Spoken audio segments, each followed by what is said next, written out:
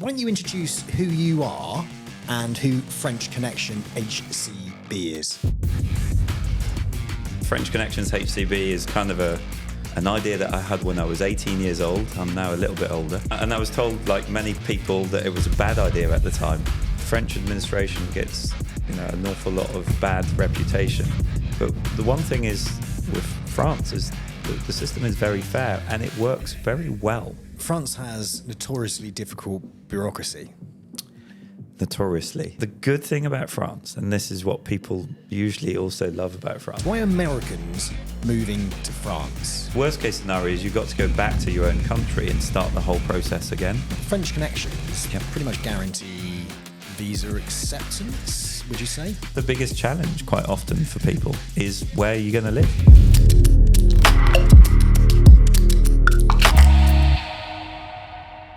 So Richard, thanks for joining us today on the Hoxton Life podcast. It's absolutely awesome to have you over in Dubai. We've been working with you for quite some time now as a partner. Richard, why don't you introduce who you are and who French Connection HCB is? Yeah, Sam, well, thanks for inviting me. French Connections HCB is kind of an idea that I had when I was 18 years old. I'm now a little bit older. And I was told, like many people, that it was a bad idea at the time. Growing up in France from English parents, I just realised that when I first started doing my studies and I got a work experience in France, and I just realised there's so many English speakers that needed help. They were coming to me when I was just doing my work experience in car sales back in the day. I was studying marketing and sales. And so I just thought, hey, there's loads of English people like my parents that I've been helping since I'm a child, essentially, that could do with help. I was told it was a bad idea. And now, quite a few years later, when I moved back to France, we launched a company. So that's about 6-7 years ago. And now we've got offices in London, Miami, Paris, and we help thousands of people from all over the world, literally all over the world, move to France. Fantastic. And who are the core clients really that you are helping? So a lot of our clients are from the USA, just because they like that package service. I come from, blue chip kind of big corporate companies, and I just applied what I'd learnt with mainly experience of working with American companies. So I most of my life worked for US companies, and as a European, but also as a British person, and a European British person that knows America quite well, I ended up, I think, creating a service that suits people from the US quite down to a T. Fantastic. I've got to ask though, what's the HCB stand for? So HCB, lots of people ask that. Well, again, I didn't think the company was going to grow this big. So I always had the idea for French Connections. But my accountant back in the day said, you can't just call it French Connections. You're going to have to add something else. And my surname's Hammond-Chambers-Borgnis. Backdates, my great-great-great-grandfather was Queen Victoria's barrister, or Queen's Counsel, and signed off a triple barrel surname. So very fancy, but I'm the black sheep of the family. So didn't become a lawyer or a doctor or anything like that. Oh, fantastic. Well, I'll tell you what, a triple barrel surname goes down incredibly well. So you're lucky. More so with the US folk. We've been talking about this, right? They prefer I think in England it can be, he's just a posh guy that's got a triple barrel surname, whereas the Americans appreciate the British accent. Oh, fantastic. Great stuff. So in summary, you help people worldwide, English speakers, move to France. It can be incredibly tricky to do that. Obviously, it's a very time-consuming process that has lots of pitfalls if you don't quite know what you're doing. So let's just kick things off first of all. Why are Americans, let's look at Americans. Why are Americans moving to France? Well, I think there's a big portion of people that get to a stage of their life where they want something different. And I don't think it's necessarily that France is, a drive for... There are an awful lot of French speakers in America, actually. There's an Alliance Française, which is like a French chapter in pretty much every part of the country, where people can just go and speak French or learn French. Of course, a lot of Americans are originally French, migrants, etc. So they might come back to those countries, the roots. But also it's a stepping stone for Europe. They've maybe got to an early retirement age and want to enjoy more parts of Europe. In France, we mentioned this yesterday, we're ticks quite a lot of boxes because it's got the conveniences, I guess, of the English-speaking world. Well, not quite, but pretty much so. And it's overall very safe and very well connected. Fantastic.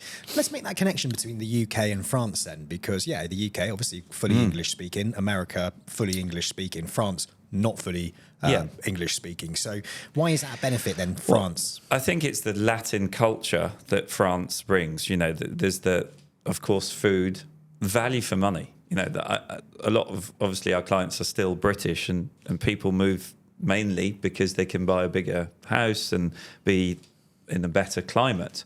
So for Americans, you know, if you're living in Florida, like Kent is not going to cut it. So it's just genuinely speaking, there's also this kind of climate aspect. But Paris, you know, Nice, Bordeaux, these cities that maybe people have never been to, but it's always the same. You want what you don't have, right? And I think in the new world, that's very true. And it's nice to have that connection as well. And I think what Americans will benefit from is, look, you're moving to France, but if you want to pop along to the UK, I mean, it's what, an hour and a half, 2 hours away. You can get so stuck convenient. into the UK. Yeah. And don't forget, this is a mixed mash of cultures, and you can see it like here in the UAE. You can understand why people want this diversity, right?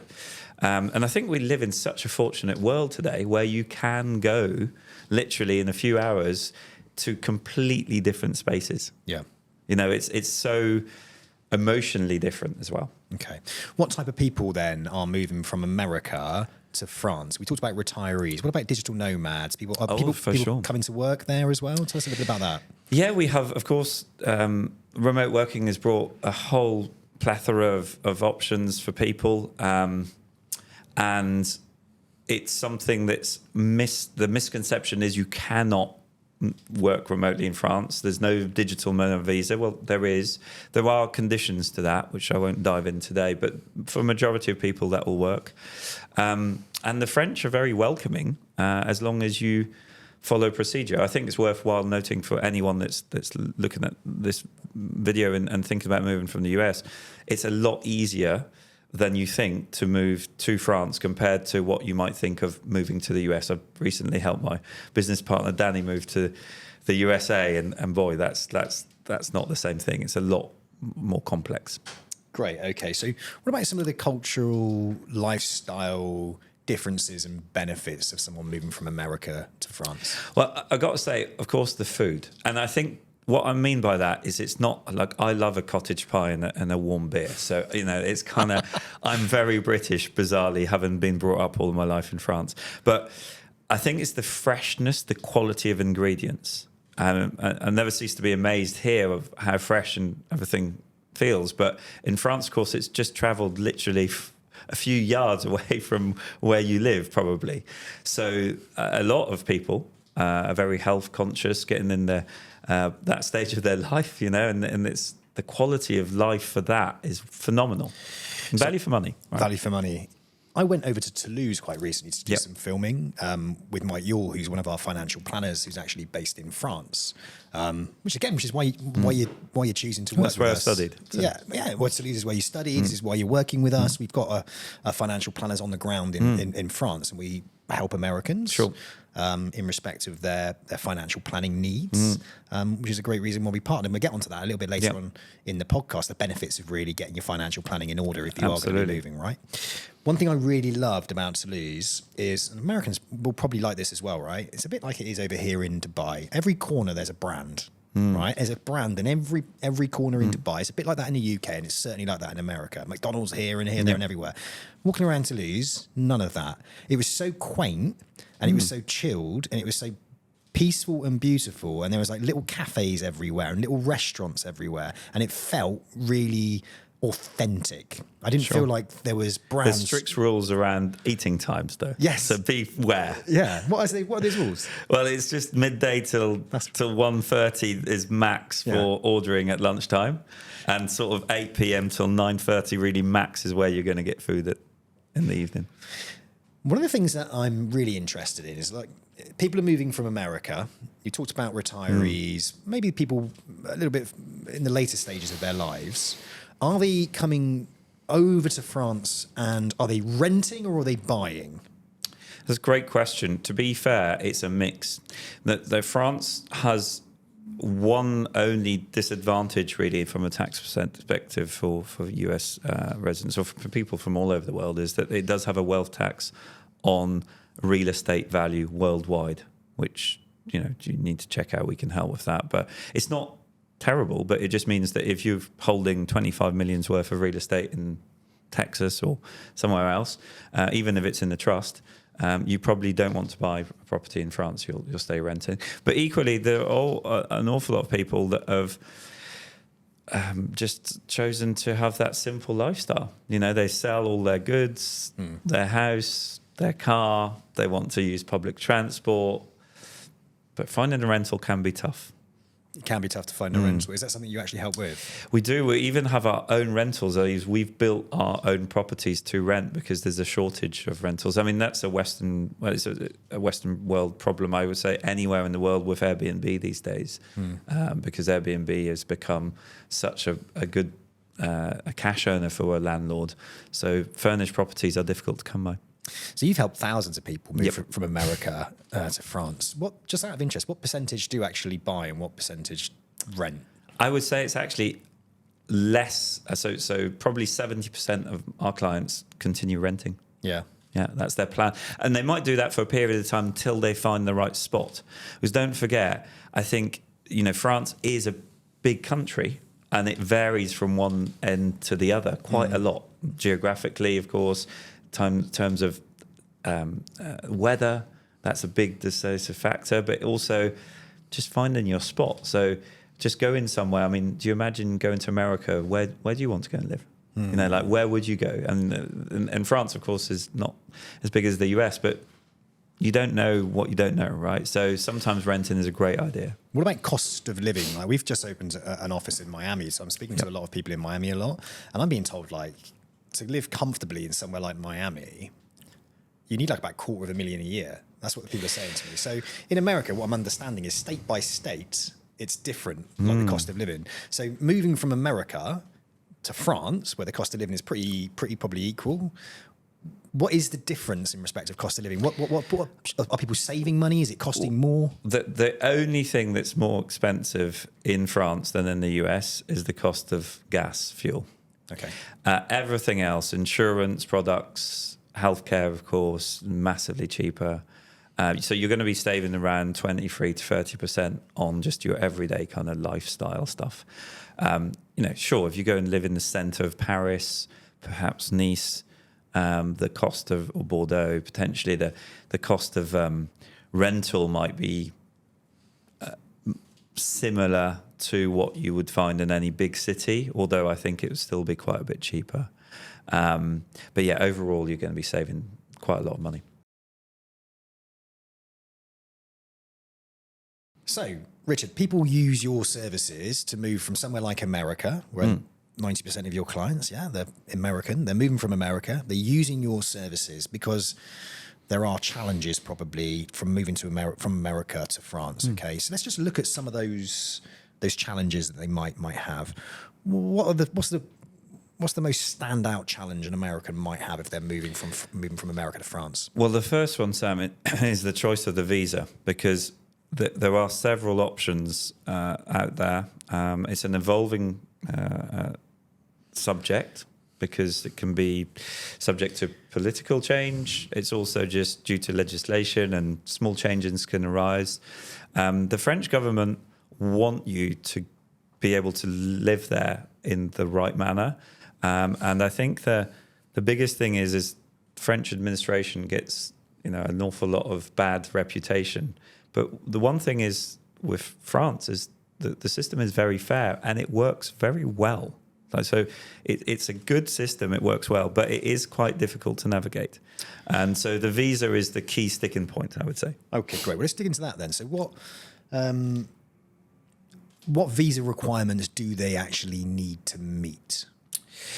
So there's 3 pillars to the application, I would always say, and this doesn't matter if you're applying for a business type of visa or a non-working visa.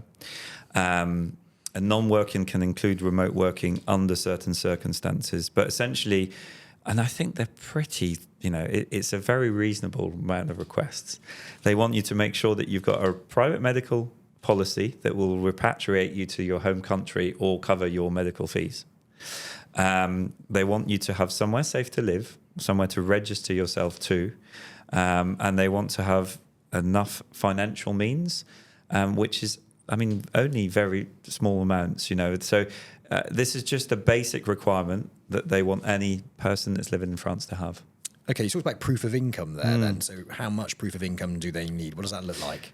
Yeah, well, in theory, it's 1,389 euros. That's the minimum wage in France. That's a net figure, right?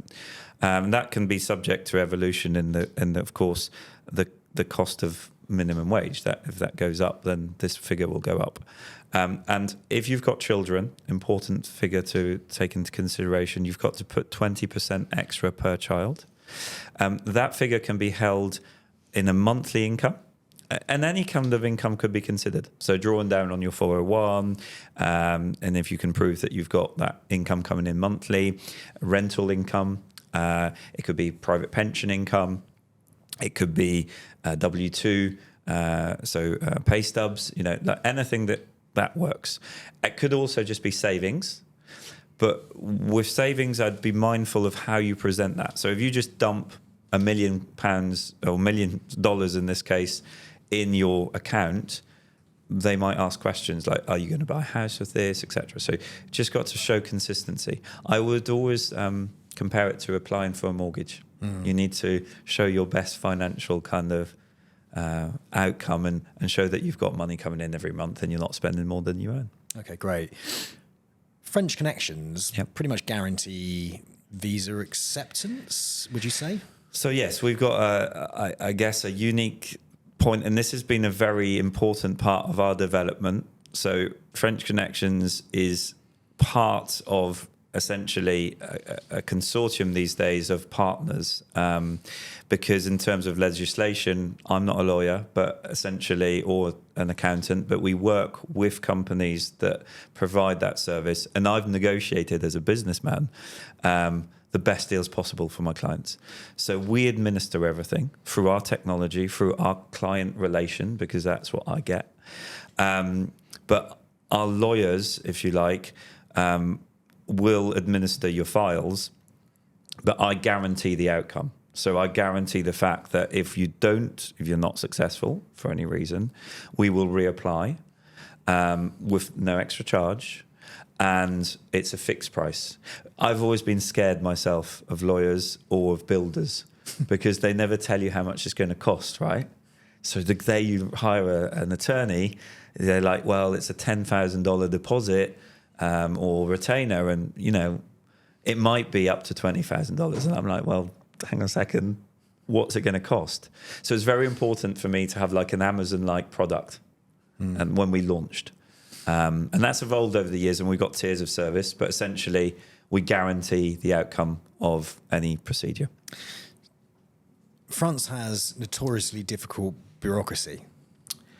Notoriously. But it's got bad press. Again, okay. I mention it because it works well. So compared to countries like Italy and Portugal, which we've dabbled in when we were expanding, France is very fair. The processes work, but they are very long and potentially, quite strict.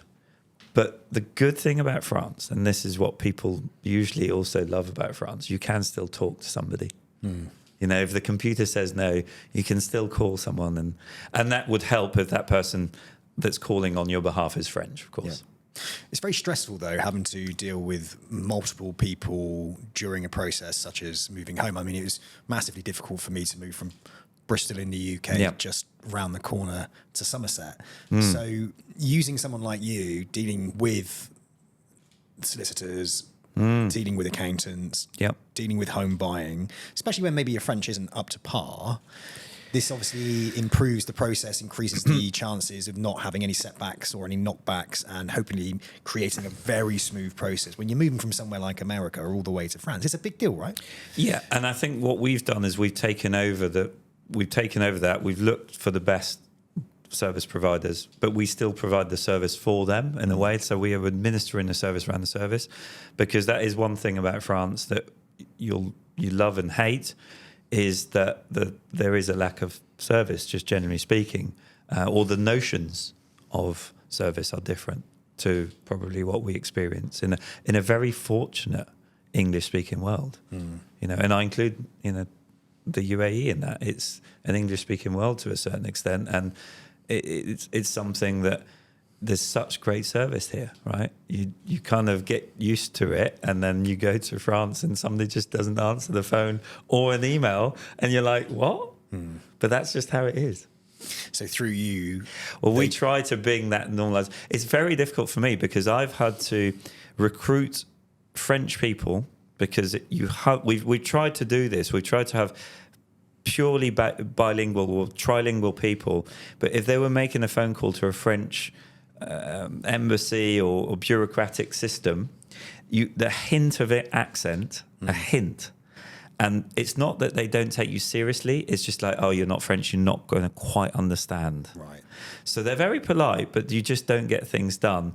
So, but the challenge is the French people that I've employed over the years, I've had to educate them to what we expect in the English-speaking world, and also the emotional imbalance that creates.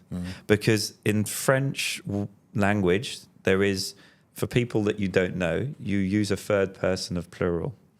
We don't have that in the English-speaking language, which means we're a lot closer to one another. That's why I believe that it works in business. So you're very close straight away with people, and in French you don't. So it's weird for my new French recruits sometimes, because people become very personal with them. And there's a consequence to that, right? That you've got a responsibility to look after someone, which you don't really get in French language. And that's why sometimes people can think that French people are rude, I think. It's not that they're rude, it's just that they're kind of talking to you in the third person, right? They don't know you, so they don't owe you to be that emotionally attached. Which is why we refer American clients of ours to you for the service. Really, it's that concierge service. Yeah, we kind of are. It's making sure that communication is correct. I mean, I've heard your French, you were just speaking a second ago, is spot on. So having somebody in your corner who understands the bureaucracy, understands the legal system, understands everything about France, but also can converse with somebody in French, is just only going to increase the chances of actually getting in, and obviously decrease the time it takes, because it can take a hell of a long time if you're doing this on your own, right? The problem is also you get into a loop that you can't kind of get back out of. So you do something wrong, it's not the end of the world. We panic a lot in the English-speaking world. We panic that we've done something wrong. The French don't care quite as much. That's the reality. And they'll always find a solution for you eventually. But the worst case scenario is you've got to go back to your own country and start the whole process again. And I think that's where people stress. That's the worst case scenario. And it happens, unfortunately. On the subject of language, do you think it's advisable that an American should start to learn French before they go? Most definitely. I think there's an element, well, I can't predict the future, but I think if there's anything that's going to change in immigration rules and laws, probably a small amount of language will be required for application. It is starting, as of 2026, we've seen a small increase for certain types of application requests. Not for the initial visa, but for the renewal of such. And I think that's fair enough. You've been in the country for a little while. They want you to speak basic things. But yeah, just to be emotionally connected to the land, to the country. English isn't widely spoken, and that's why I can't complain. We've created a multi-million-pound business out of it, right? But it's not as widely spoken. So I think at the very least, and making an effort in the country, it goes a long way. Yesterday I was at the barbers here and I was asking them, how do you say please, thank you, and just making sure that my Arabic that I might know from countries like Morocco or Algeria that I've visited, and there's kind of just knowing those things, and you can tell straight away that person cares a little bit more about you. Yeah. Because you're making an effort, which is, I think, normal. And it's very dangerous as an English speaker. Yeah. We just carry on speaking English, don't we? Yeah. I think about some of the things as well, like challenges that people would come up against, transatlantic relocation. And one of them would be the things that we love so dearly, which would be our pets. What happens in that situation? Big one. So I've got a lovely dog that features quite often in my videos or in my Zoom calls with clients. But as a pet owner myself, it's a big deal. And so it's pretty flexible in terms of that there's a list of type of breeds that might not be allowed on French soil. So you can check that with your veterinarian service in the US. And it's quite easy to find online.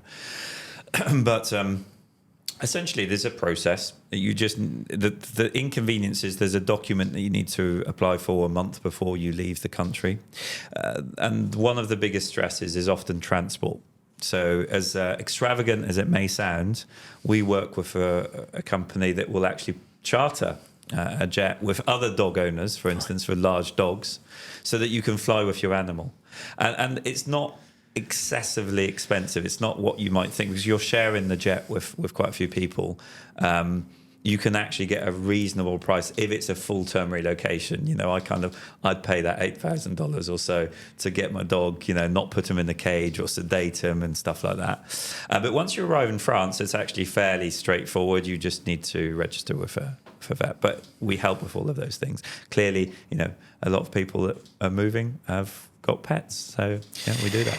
We have pets, and we also have lots of things. We might have some really nice, nice classic car that we want to take with us. We might have some really beautiful furniture that we want to bring with us as well. How do we sort that out? Is that something you do as well? Well, yes, we help with that, of course. Bizarrely, classic cars, my father used to restore them. That's why this business exists, because from the age of 8 years old, I was helping them import cars. It turns out that importing cars is actually harder than human beings, nearly. And the process itself is similar. So I created this kind of technology around the process that didn't really exist.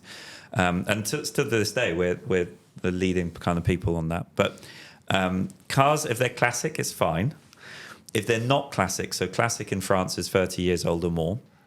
If they're not classic, they weren't built for the European market. Where today in 2025, everything is possible, but I would highly recommend not bringing a vehicle if it's not a classic car, just because it wasn't built for the European market. So there's a whole load of loops that you got to go through. And we live in a world where France is very much prone to electric power. So they don't really want bringing your big gas guzzler, Dodge Ram with you. But it comes back to financial planning, because you've got a 12-month period of time where you can bring in stuff, whether it be art or cars, import and duty-free. Right. So if you're permanently moving and you want to bring stuff over, you've got to plan that within that first 12 months. Great stuff. Fantastic. What about the healthcare system in France? How comparable is it to the USA? So I've only experienced, fortunately, not an awful lot of the US healthcare service, but I hear that it's extremely expensive. I can compare it to what I do know in the UK. And in the UK, let's face it, if you can afford it, you pay for private healthcare, or you find an employer that will pay for private healthcare. It's much the same in the US, as of what I understand. In France, it's equality for everyone, right? So whether you have a lot of money or not, you're entitled essentially to the same, or supposedly the same level of healthcare, which I do say that is pretty much the same. You can, of course, have private policies, but they cost you $80, $100 a month. Usually your employer would pay for that. And that would put you on the full private sort of platinum level.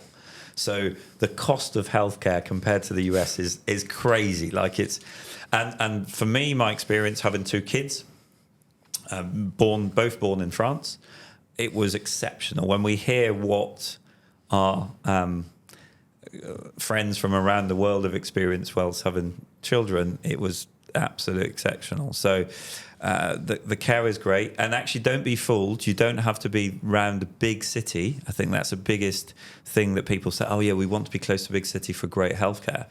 Well, actually, hospitals in rural areas are wonderful, and there's less people there. Don't get me wrong. I think all of the Western world today suffers with an aging population and a lack of medical staff, just generally speaking, because it's a hard job. So there are areas where you'll get better medical service than others, I think. But overall, it is phenomenal. So there's lots of benefits to moving to France. And what I want to know really from your perspective and what you're seeing, is there a decent financial benefit from moving from America to France? Yeah, of course. Well, I always advise that that's the first thing that you should consider. The reason I actually reached out to you, Sam, in the first place, now years back, was that we've always had an issue with the ability to provide financial planning worldwide, because literally I have clients coming from all over the world. And so we've worked with individual people, and we still potentially do, but the reason being is that if you get your finances wrong, there can be consequences that are not great. And it's all about the Franco-US relationship and treaty is good. On average, it's pretty good. I would say France is a great place to retire. Starting a business up there is a lot more complex, and you'll have to get an awful lot more help there. But overall, it's a very good treaty. There are a few nuances, and especially in terms of investments, things that could not be taxable in the US can be taxable in France. So you need to work that out. And especially if you've got planning, trusts and stuff, can still work, but they won't work under the French rules and regulations. So, and France has different inheritance tax rules for property, for instance, that's located in France, or if you're buying in France. So all of this is like, we discussed this yesterday, there's nearly 4 segments to your financial planning. And tax treaty is not one that you should really worry about, because the relationship is good. Quite frankly, I think France owes too much money to the US since World War II to become a bad one, even with Trump elections. We touched on it before, but around properties. So if someone's selling a property in the US and they're hoping to buy in France, I visited Mike Yule just outside of Toulouse. He's got a fantastic, beautiful property in the countryside. And when I asked him how much he paid for it, it was considerably less than what I thought. So what's the view when it comes to buying a property in France? Are the Americans going to get bang for their buck? Absolutely. Although a majority of my American clients prefer living in smaller towns and be more involved in the community. That's the difference. You can see that Michael is British at his heart. Biggest thing that we can buy, right? I did exactly the same, so there's no excuse.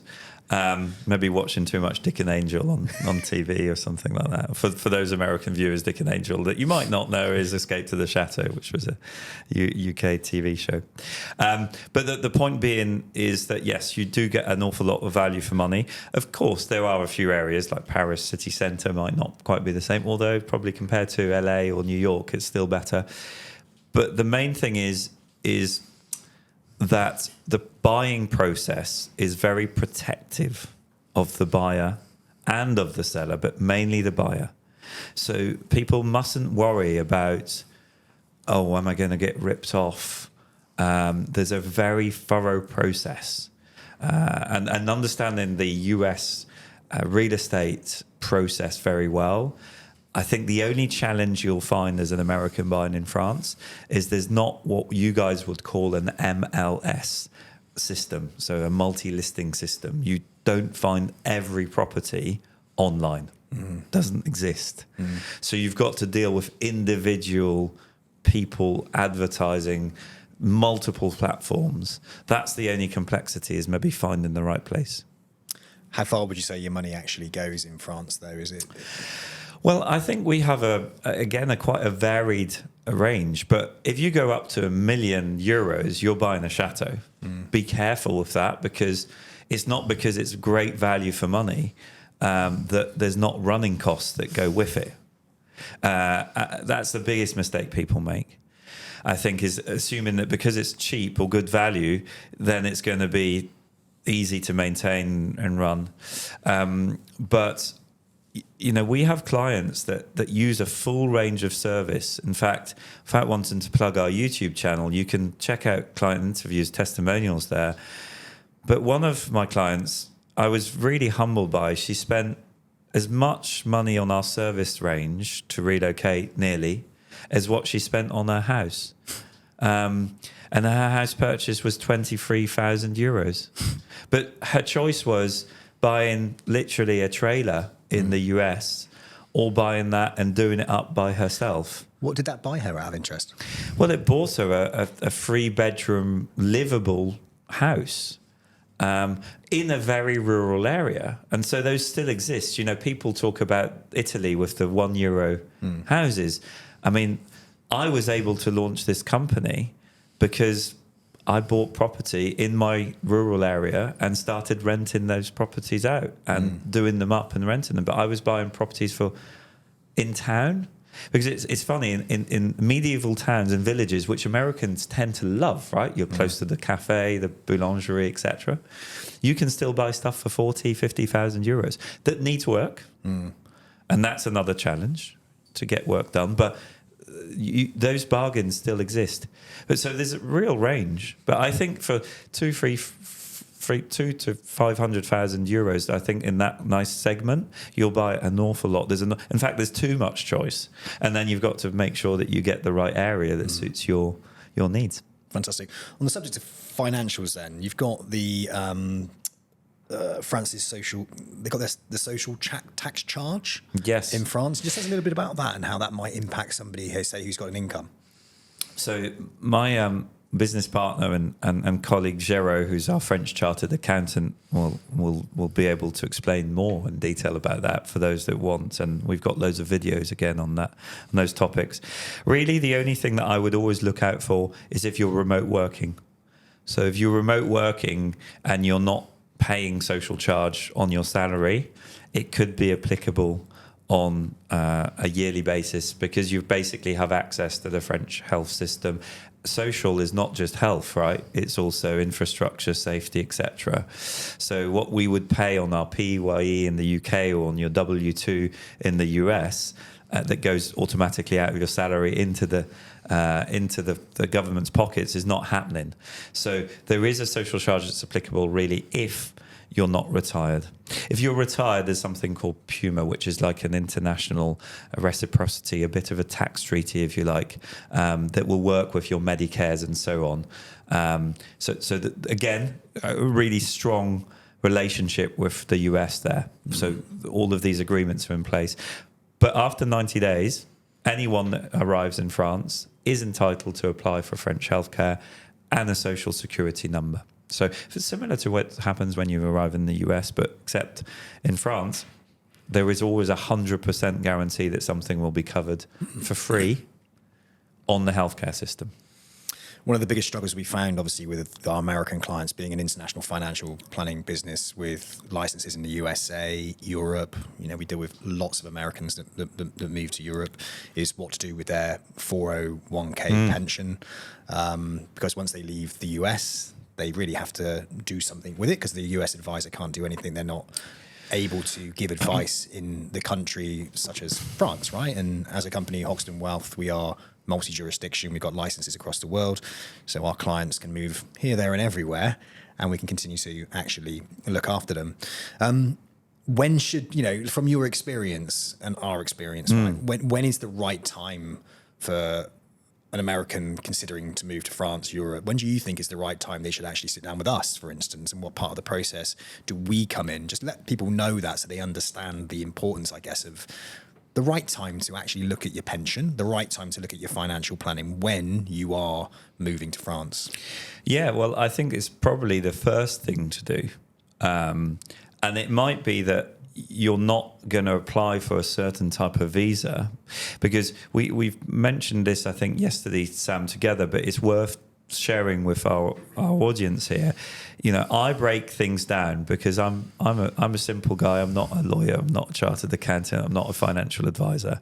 But I do run a business, and I'm the guy that's got to be subject to the consequences of giving the wrong advice potentially to a client. So I take it extremely seriously, because I've worked very hard to get where we got today, and I care genuinely, both for my staff and from, of course, the clients. And financial planning is linked to visas. It's linked to taxation in the country. It's linked to potentially social charges. So you've got 4 kind of aspects to the move. Choosing the right visa is linked to your financial plan.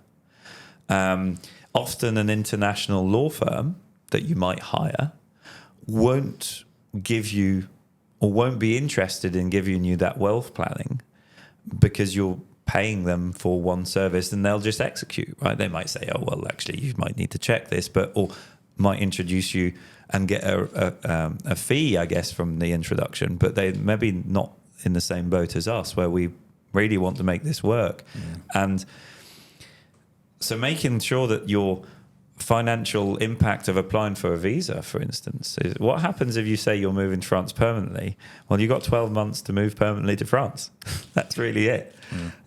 Your 401s quite often actually can stay in the US and will stay in the US.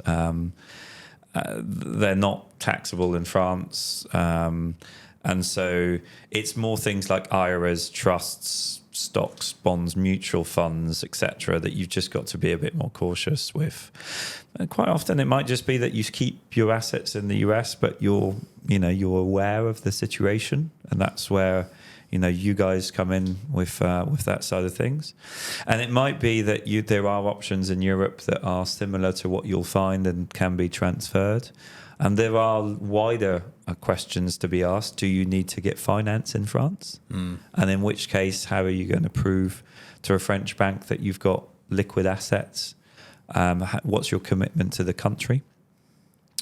But they're all interlinked, those 4 topics, I guess, which are wealth advice, essentially, immigration rules and visas, taxation in the country, which then will be dealing with a CPA or a chartered accountant in France, and then 4, just understanding, are you liable for social charges?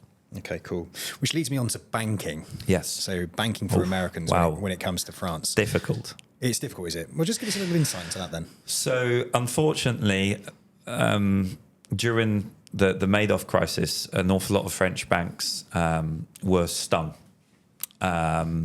So since then, there's huge scrutiny on American investments of all types. And there have been rules, right, that have been put in place.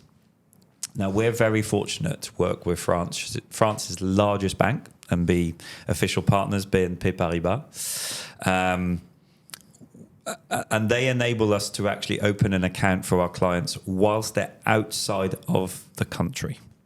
This is extremely rare. HSBC International, which has now been bought back out in France, was the only other alternative, really. And there are neobanks, right? So Wise, Revolut, etc., that can allow you to have some form of banking. There are others. But if you want a high street account, the only option is working with BNP. There are rules, there's minimum deposit requirements, etc.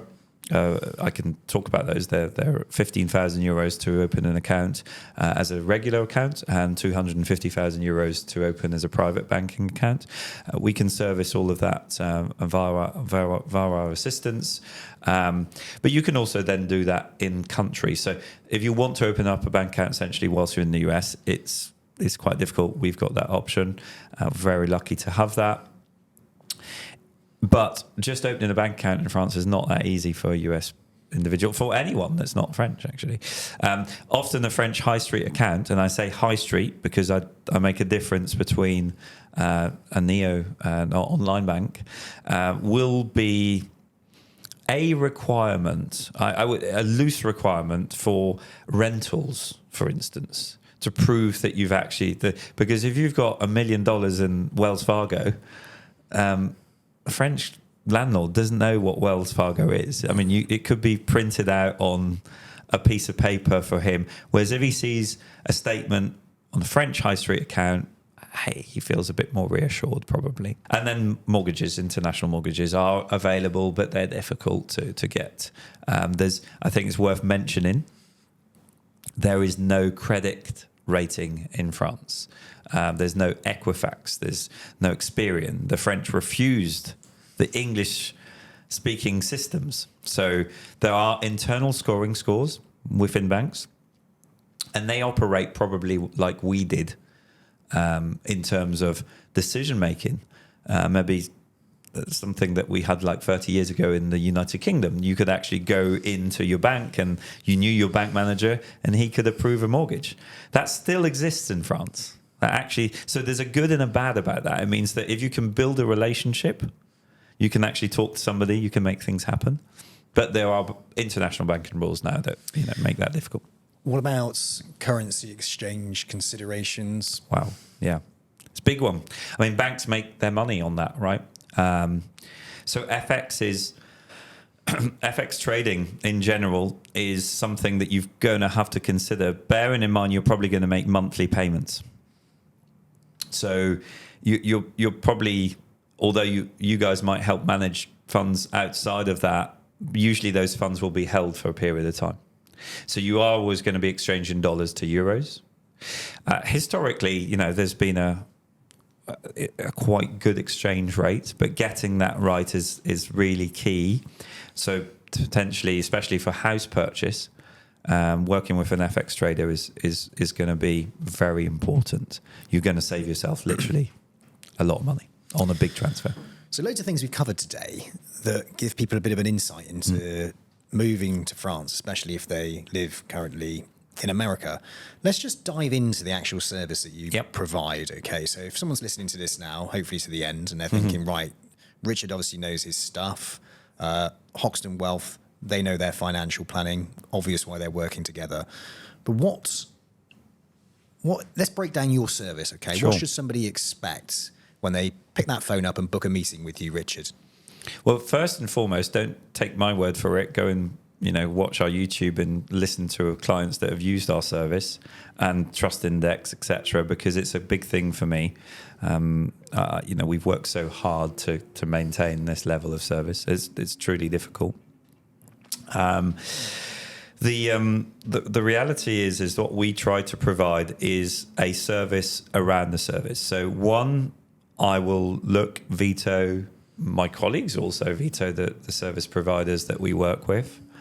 And we've really built around our technology, our use of technology, and then an ability to probably bring the standard up to what you would expect or you need when you're relocating. So it really encompasses all the way from legal, paralegal, company creation, concierge-like services, helping you buy a vehicle, having it delivered to the airport to save you money. This is it's really key. It's like saving you time and money, because if you break down everything that we do, we have to be great value.